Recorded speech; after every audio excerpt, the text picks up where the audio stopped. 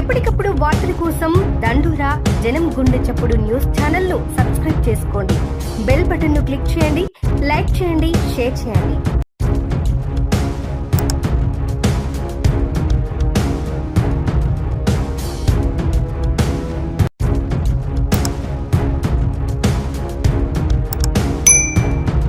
దండోరా న్యూస్ రామాయంపేట.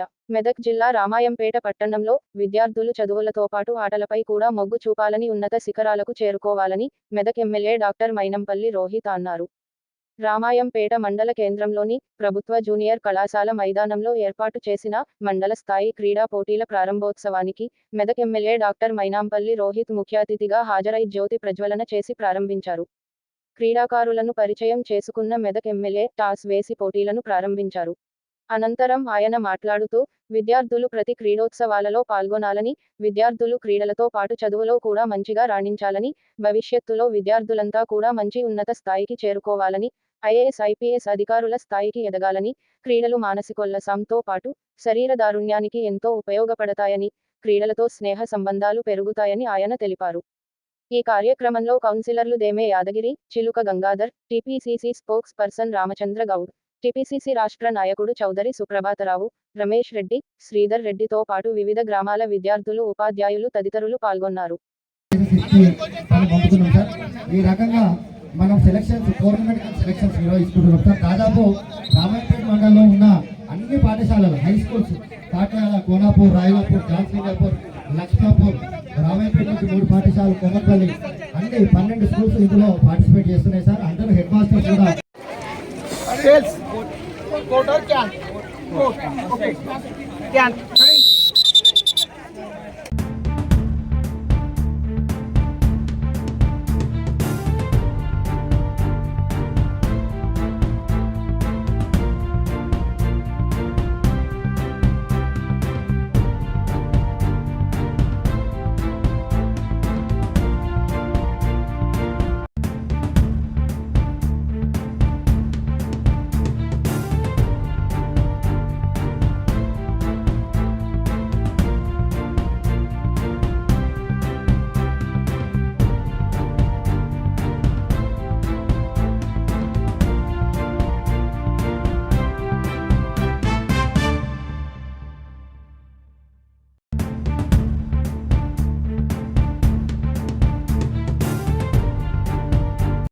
మండల్ స్థాయి క్రీడా పోటీలకు రావడం చాలా సంతోషం.